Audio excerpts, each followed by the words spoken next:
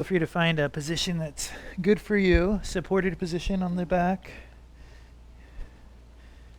If you yawn, that's a sign you're already down regulating, and that's wonderful. Way to go, good for you. Knees can knock in together, hands can rest on the navel. And with the hands there on the navel, I suddenly am talking at a more normal level, not like I'm yelling across the room. Hopefully you feel that connection too. The navel should rise and fall a little bit as you breathe, indicating proper diaphragmatic work.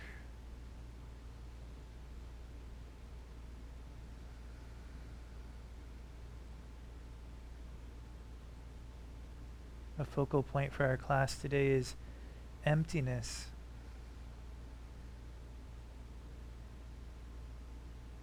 Not emptiness in the sense of lacking, but emptiness in the sense of releasing.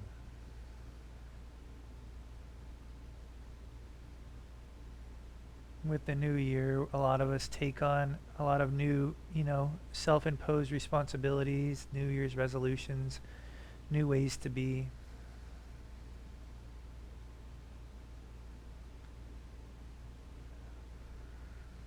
And though there's absolutely nothing wrong with that, I have a fun one, you probably have a fun one. The ability to get empty, to really find your foundation, to find your neutral, is so essential before making any forward progress. And it's something that until you do it, you don't realize how essential it is, and then once you do it, you don't know how you missed it. You don't know how you could have lived without it.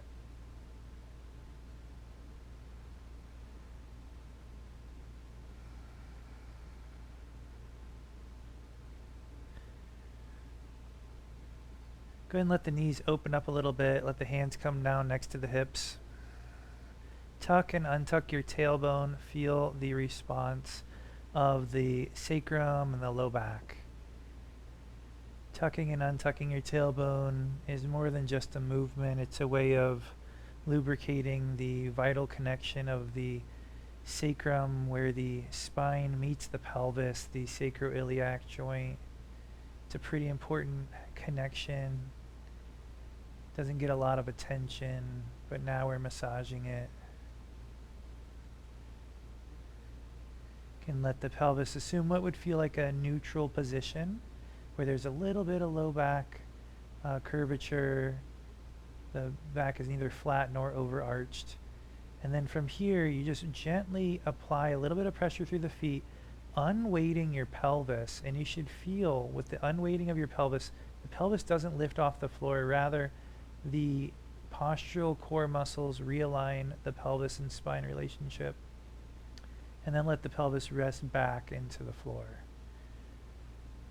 And so the simple act of unweighting the pelvis literally aligns the low back in a very fruitful, beneficial way. And if you can do that just enough to feel it, you're doing the 1% of work that becomes the foundation of the 99%. And so feel that unweighting. You should feel tone across the midsection. Pelvis sort of aligns itself. And then from that position, you can lift that 2, 3, 4%. You can keep lifting a little bit by a little bit, but keep that same kind of inner sensitivity going as you lift, and you'll keep your postural core with you. And the movement changes. You can slowly lay the spine down. It's a very different way of moving that has very different results. And so one more time, the 1%, the unweighting, the hips don't even really leave the floor. They unweight, and that feels like it provides that tone and that alignment. And then from that space, continuing to lift, the hips float off the floor. There's really no doership. It feels like the whole body is sharing the load. It creates an appetite for feeling. It doesn't matter how you lift them, your body will literally tell you it'll crave a certain kind of stretch here in Setu Bandha Sarvangasana. And then slowly laying the spine back down, vertebrae by vertebrae, which if you go up well, then you can come down well. And then let the knees once again knock in towards each other. And from this position, we'll consider the dharana of focus. Suppose your passive form to be an empty room with walls of skin. Empty.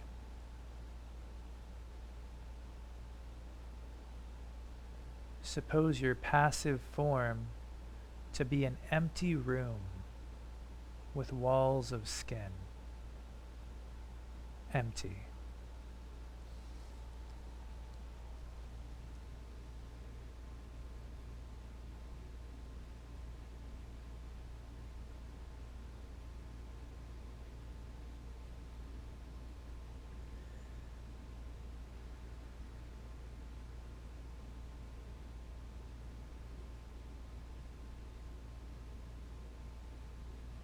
Lengthening the leg and arm out that are closer to the monitor if you're in the room closer to me. The other foot presses down, rolls you onto your side. You know this one pretty well. It's just a little awakening in the side body. Take your time with it.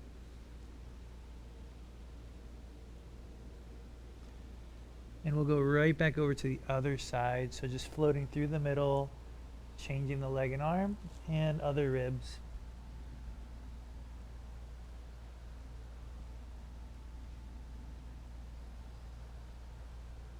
Hopefully this is just a wonderful feeling. For me, it's always so refreshing. And then from there, we'll come back onto the back. And just a couple of really simple toe taps just to say hello to the core muscles while we're in this really nice positioning. And so we're unweighting one foot. The same thing happens to your core. It neutralizes your pelvis very naturally. And then slowly let the weight fall back into that foot. Unweight the other foot. Again, we're not going for big, we're just going for alignment.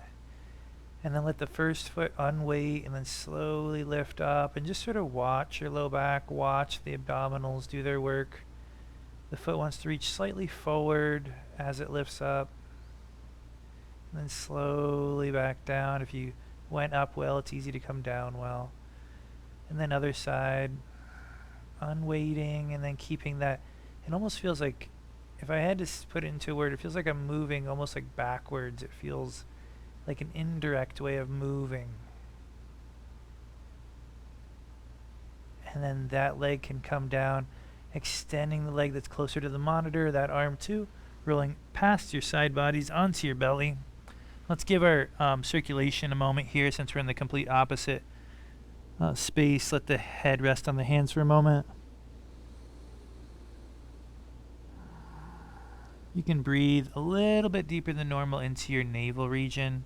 Don't overdo it, but just say hello to your diaphragm.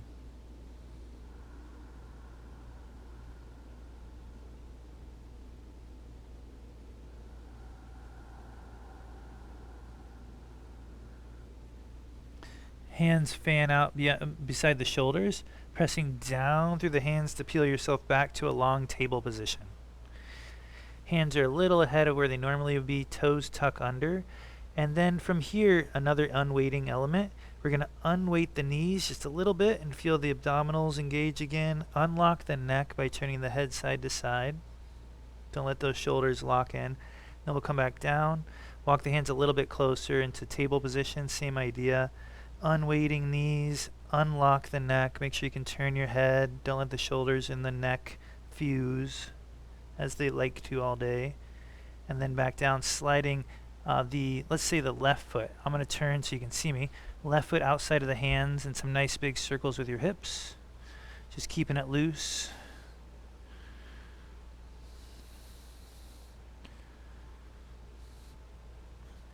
Opposite foot and hand stay on the ground. That left arm's going to fan forward and create a big arc overhead, and then you can just draw the arc back. We did this last week together. As you draw the arc back and the hand goes forward, you can extend the leg. The hand will come past your leg and reach back, and then it'll go all the way back past the leg as the knee's bending back into that twist. And you really want to respect your ability to move fluidly here. I could be way up here. I could have a block under my hand if this feels better. You don't have to be deep. There's nothing deep about this movement. It's a flossing movement. There's also some coordinating going on. So just to reiterate, the original position here is that twist with the arm facing back. And then the arm is going to face, sort of reach forward as the leg extends. And it sort of says hello to the leg and keeps going behind you. And we'll finish. We'll do the same thing to the other side, so no stress if it didn't feel fluid yet. Hands plant, legs come back. We're in a half plank position. From half plank, it's always nice to just take a second to say hello to your abdominals, because you can by just simply unweighting the knees and then keeping that same consistency going into a plank position. And then slowly bringing the knees back down. We'll bow back to Bhaktasana for a breath. Breathe into the back of your ribs.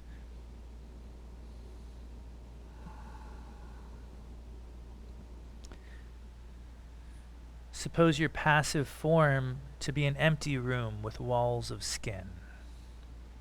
Empty.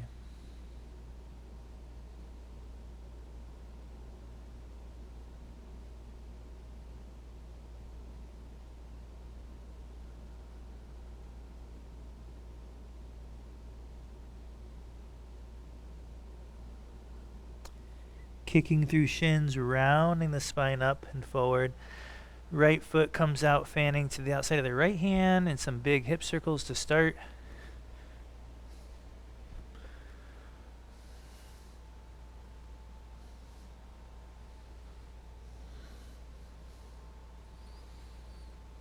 Again, feel free to shorten the stance, to have your hand on a block, whatever you need. Keep the opposite hand and foot on the ground, and then the right arm is going to reach up through them. Draw a nice big rainbow that takes you back into an easy twist, and then that rainbow, you just retrace it, and the hand goes back behind you as the leg straightens. And just do that a couple of times. If it feels uncoordinated, just make it up and do it a little different.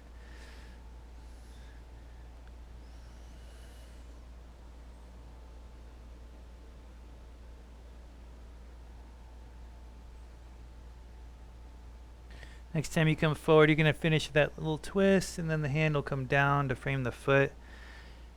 We'll walk the hands inside the feet. The knee comes back like it did before for that half plank position.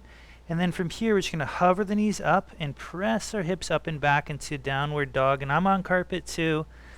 It's all good. We're not trying to go for some deep downward dog. It's sort of more like a tractioning kind of inversion.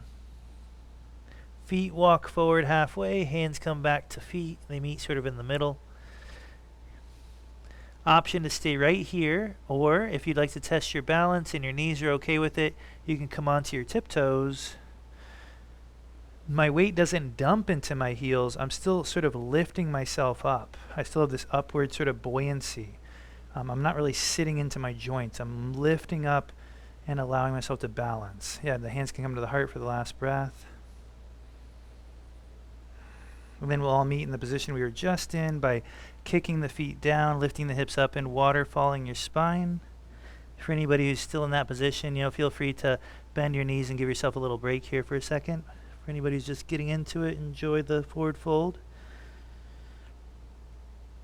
Then we'll all roll up together. Bring your attention to the feet. Feel the whole foot pressing down, and feel the back line of the body sort of rolling you up, the front line of the body sort of pushing up through the abdominals, through the chest.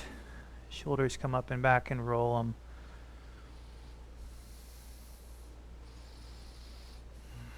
And we'll bounce here once we're up. And it's a real easy, sustainable bounce. You should feel like you're made of rubber. 10, 9, 8, 7, 6, 5, 4, 3, 2, 1, and then you can try shaking. It's not as easy as it looks.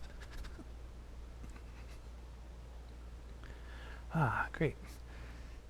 And then just a couple of things while we're up here. Let's see. I'm just trying to feel with what we haven't touched on. We didn't really get into our side bodies much, so let's do some classic stuff. So take a legs length stride. The right foot can point out 90 and the left foot points in a few. To start, bend the knee. We'll bend the right knee, tilt the hips, and let yourself laterally bend towards the foot.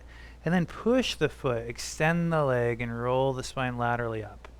And just sort of follow that pathway a few times and make it feel productive, what feels good about it. Hands can rest in those hip sockets. You'll feel the creasing of the hip and then the straightening of the hip.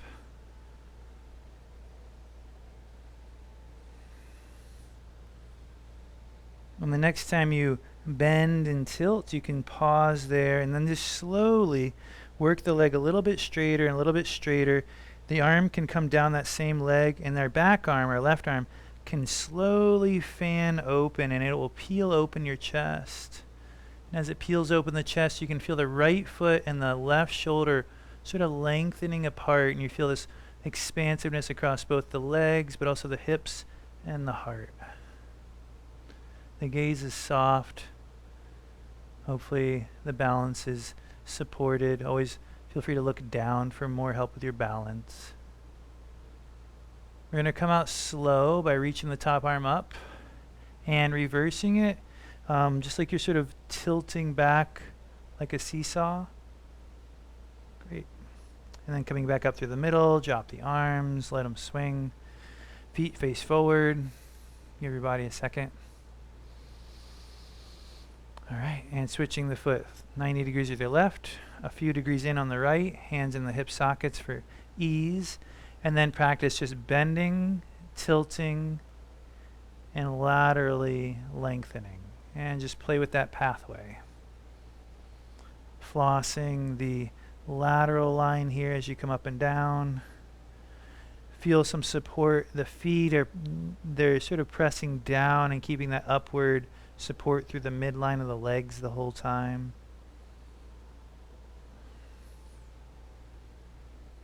The next time you bend laterally, you can just sort of pause there with the knee deeply bent, and then just slowly work it a little bit straighter. And as you're doing that, the heart peels open away from the leg. Left arm stays down. The right arm can spiral open the heart. And so we feel that connection between the force of the feet lengthening apart and then the length of the heart sort of lifting up away from those feet. For me, that's the triangle of the posture. Those would be the points that I'm feeling, is the feet and the heart.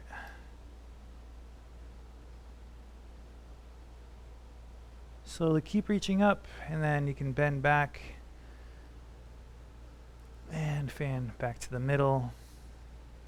Heel toe the feet a little bit wider than the hips for stability. Real easy. And then for a counter pose, you can bring the hands to the hips one more time, bend the knees, and the hips go back as the heart sort of pours forward, and then we can lengthen the hands to the floor. And just let this be an inversion. Let it be real easy. Don't worry about depth. Suppose your passive form to be an empty room with walls of skin.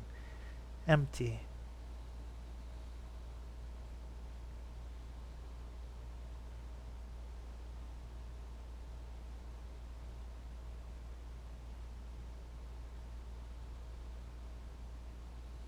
Pressed feet, tuck tail, abs roll up the spine. Roll shoulders, heel toe feet in. All right, and if there's any counter poses you'd like to do, go for it. We're just going to get ready for meditation here.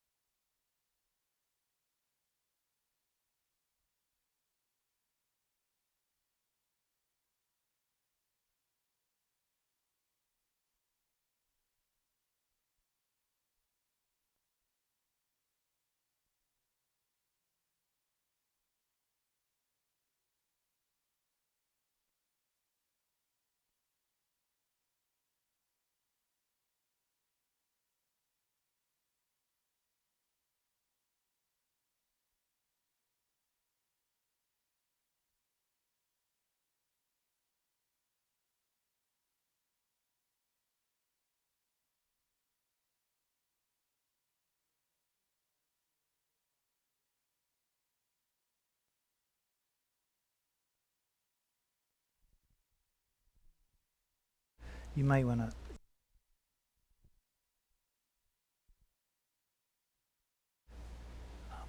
All right, we've got a few slides here building up to our meditation practice, introducing the dharana again and going a little bit deeper. Starting with another Zen story, perhaps the most well-known Zen story of all time. It's almost like if this Zen story were a song, we could sing it together. Okay, so it's called Empty Your Cup. It should be a song by now. Okay. Whoops, got this on the wrong page. One sec. There it is. Okay. All right.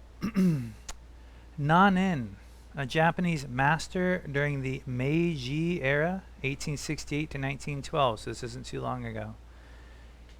So this Zen master received a university professor who came to inquire about Zen. There you go, for those of you in the room.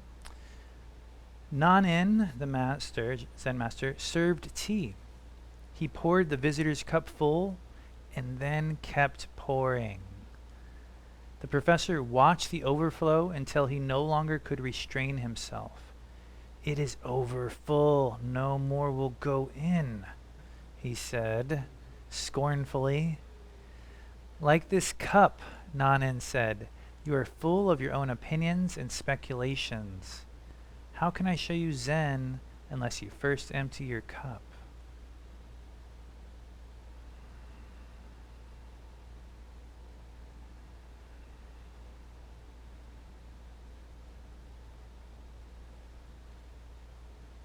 We all have a lot of different things we want to put in our cups this year. And like I said, we might have New Year's resolutions, or the meditation intensive just ended and I want to meditate deeper, more, etc. There's just all these things you want to put in these cups, but what we know from the yogic tradition is emptying your cup is pretty valuable, you might say. In fact, in this last weekend with Babaji, he actually concluded one of his satsangs by saying something very similar. He said, "The most important thing is that you spend some time on the cushion, because that's where everything comes from. It doesn't come from all your plots and schemes off the cushion, all of your high ideas.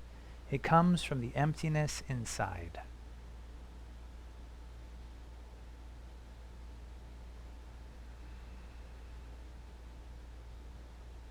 Everything comes from the emptiness inside, if you were to paraphrase that quote. Everything comes from the emptiness inside.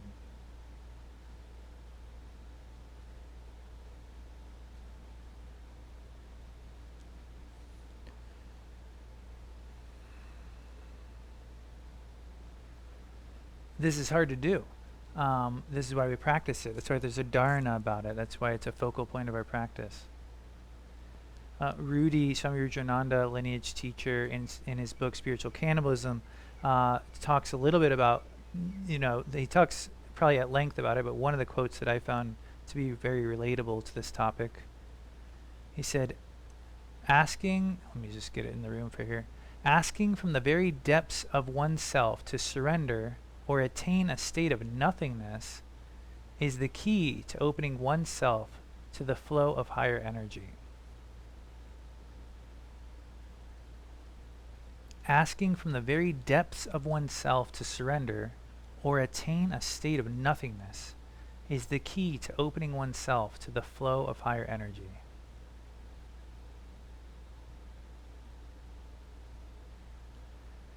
Here we see probably the most fundamental aspect of our practice, the concept of surrender, paralleled with he's saying surrender, or in other words, to attain a state of nothingness. I honestly would not have known that those two things were so parallel. So emptiness, it came up in the intensive, it's coming up in our dharanas, it's obviously a lineage teaching, is something that we could all work on. And Rudy says here, it doesn't come just because you say the dharana out loud or just because you try to feel the dharana. We have to ask from our depths to empty out.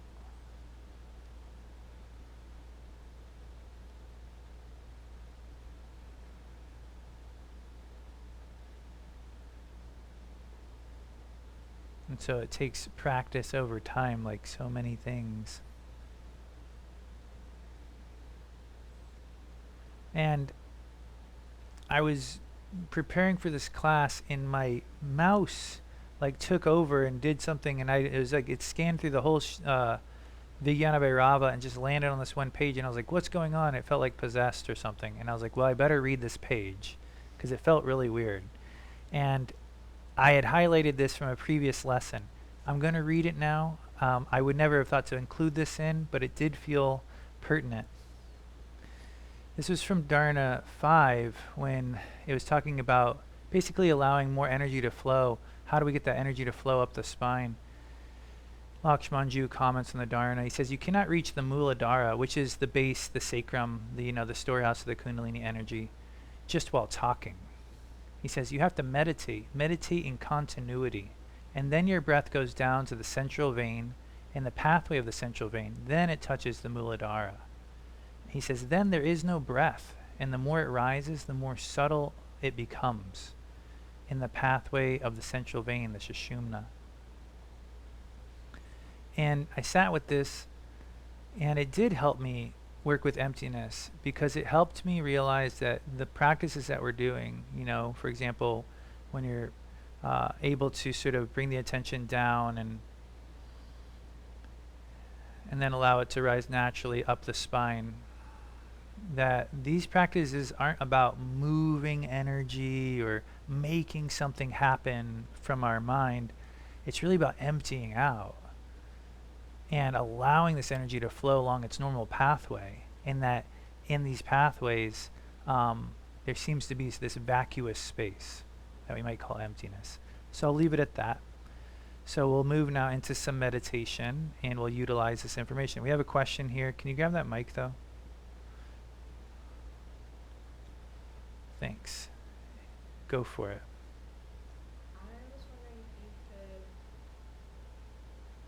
maybe replace the words passive form for me, because I feel like that is the part that's kind of keeping me from fully understanding or It's cool. connecting to it. So maybe is it so that you're surrendered form? Oh, did you turn it on? Oh, I don't know. That little button right there, up. On that button. Now it's on? Now it's on? Yeah. Oh, okay.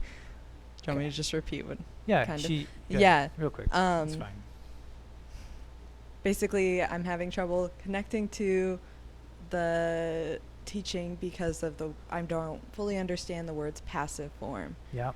So is it surrendered form? For me, the passive form almost means like the form that's sitting there passively. The shell. You're just like if you were to draw an outline of your body, like this passive form, this form that's not like acting on its environment, but rather is just containing your insides. Okay, so basically the part that allows us to kind of exist in the world versus like our true self, our soul type form that's contained in that passive form. Is that? Yeah, I mean, when I picture it's almost like an M&M. I'm the candy shell. I'm allowing this candy, and like the inside is empty. It's a hollow M&M. Well, for me, it's like the skin, because it literally says walls of skin. So I feel like it's trying to get us to feel the contours, this objective space that we occupy, and then to be like, allow our awareness to be inside of that space without doership, and the emptiness, just to like feel inside our space. But hopefully I can, maybe as we're sitting, it'll come through more. Yeah. Thanks for that question. Anything else coming up for anybody as far as the question of like the actual, let me just get this, there we go, Dharana itself before we sit with it?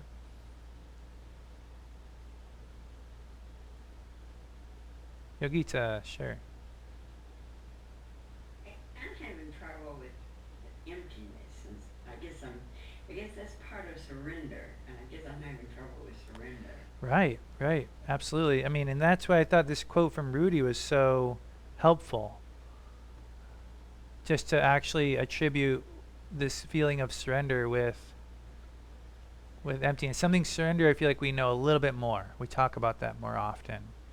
But, you know, Babaji was saying this weekend that we have to start feeling this emptiness inside, like, and it's not an emptiness lacking, but it's a really, you know, and I'm not acting like I know what's going on. I was sitting in the room. I'm working with it too.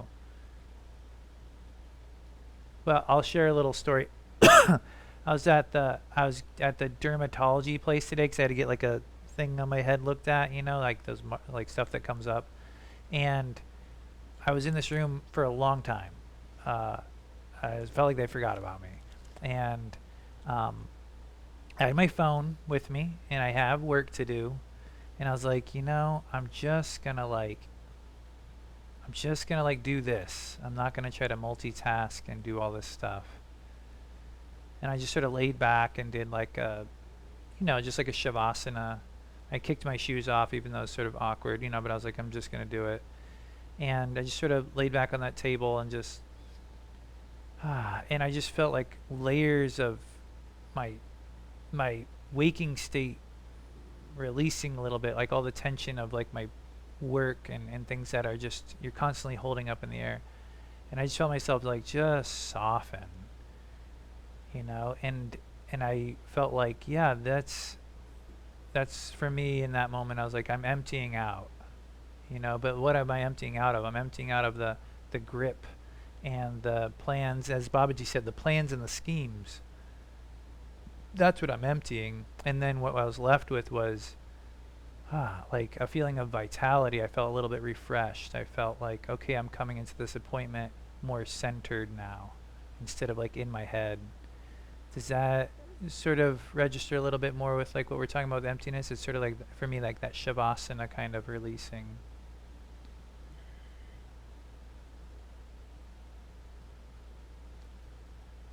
Okay. Well, thanks for your question. I hope that was helpful. All right.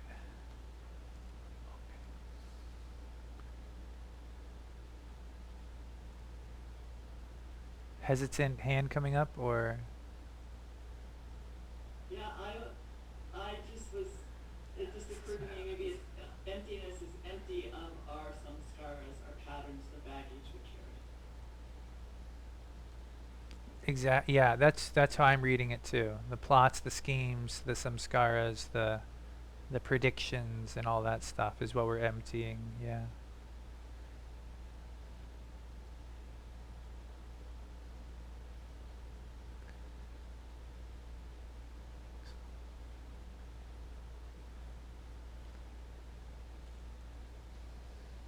Cool. Well, I'm always trying to figure out the flow of this class, so I think you got to keep it organic. I'm glad we had those questions. I hope everybody still feels like, all right, you're still feeling that flow into meditation, but let's give it a shot. Feel free to adjust your seat if you need to. For those of us in the room, I'm going to switch to looking or to directing my gaze towards our central murti. You're welcome to do that as well. Don't feel bad if you're not on the screen or looking at the screen.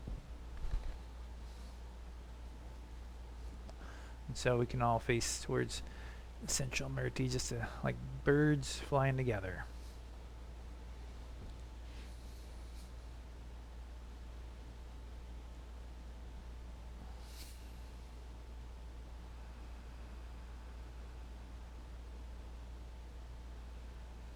You can start by gently regulating your breath flow.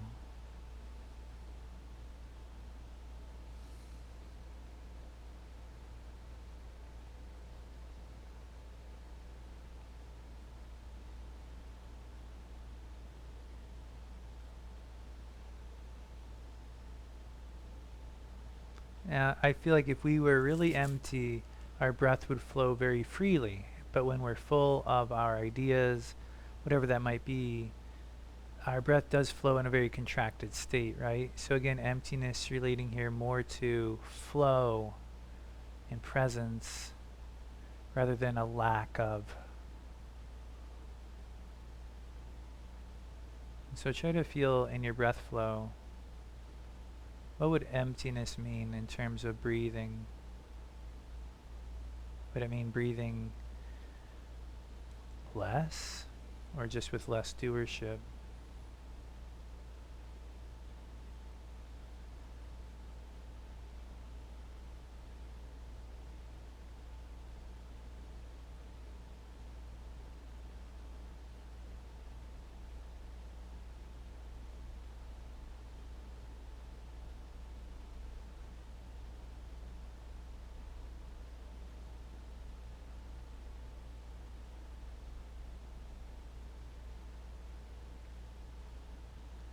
How do we get out of the way of the breath? It's really challenging for me to just say, oh, watch my breath. Like, don't do anything to the breath. I wish it was that easy. Maybe it is for you or others. But for me, getting out of the way of the breath is the whole practice of working with my breath. How do I do it? Slow it down a little bit. Smooth it out.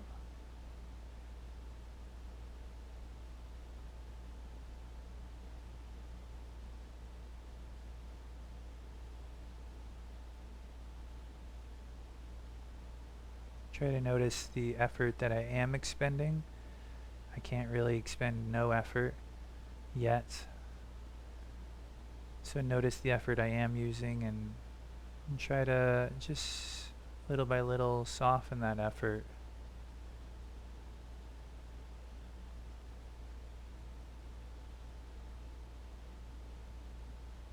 If I was dancing with the breath and the breath was my dance partner, I would feel the guidance, but I would still have to move with the breath.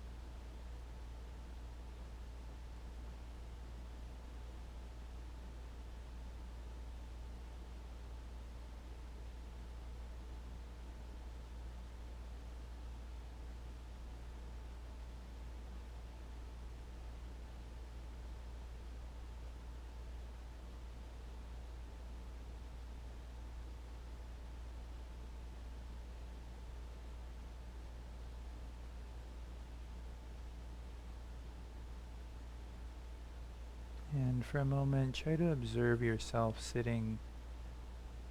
Imagine standing over yourself and just being able to see the contours, the container that is the body. And try to feel this space that we occupy.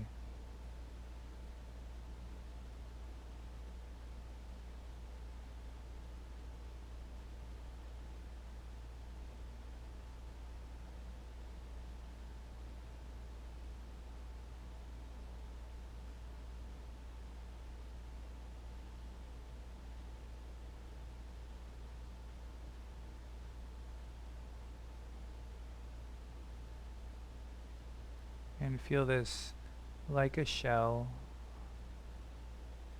or like walls of skin, this space, and what's inside. Is it our thoughts and our schemes, as Babaji says? Is it tension, hurt feelings? Is our inside filled with these things, or can we try to feel some space in there?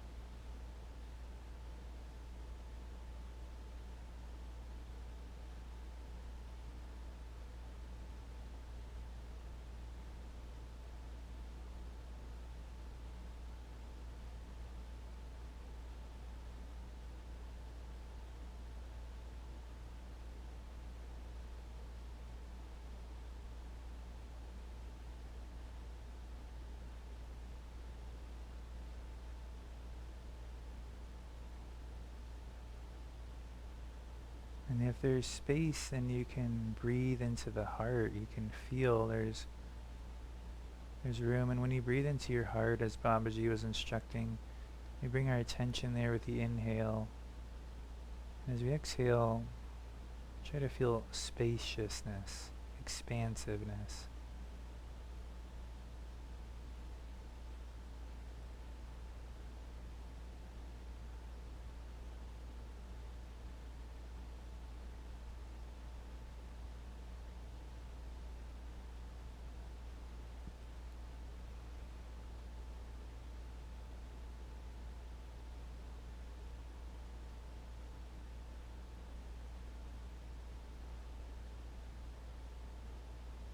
And how do we feel expansiveness in the heart? For me, emptying out helps me relate more to that expansiveness.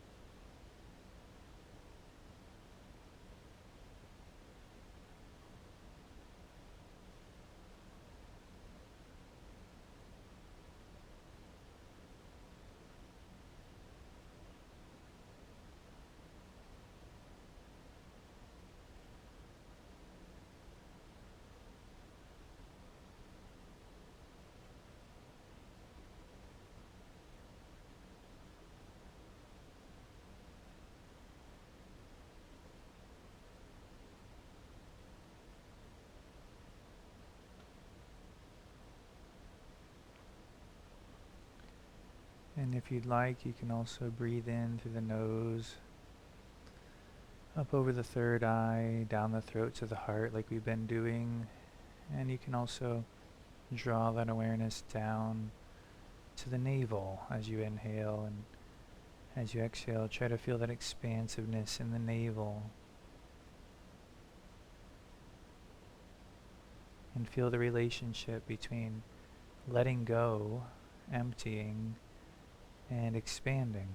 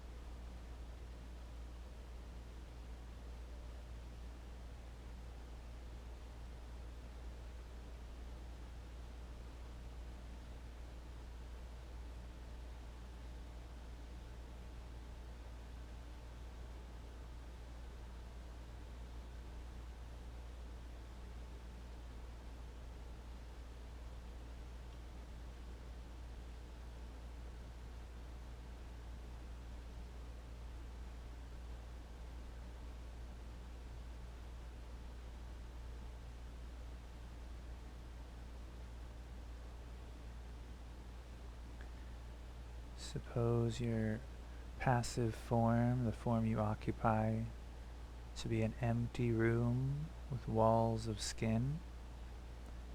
Empty, expansive.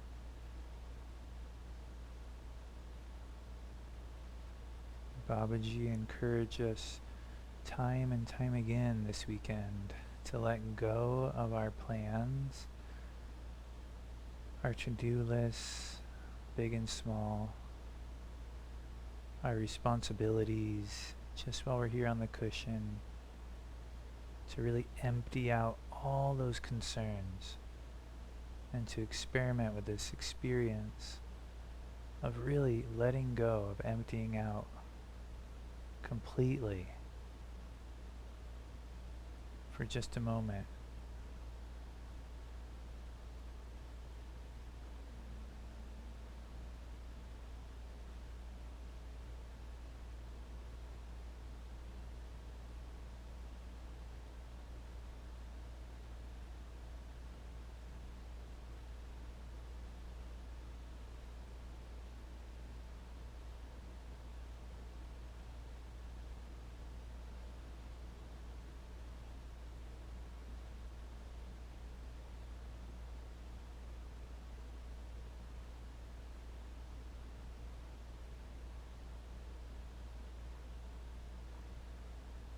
Just imagine yourself as this empty vessel.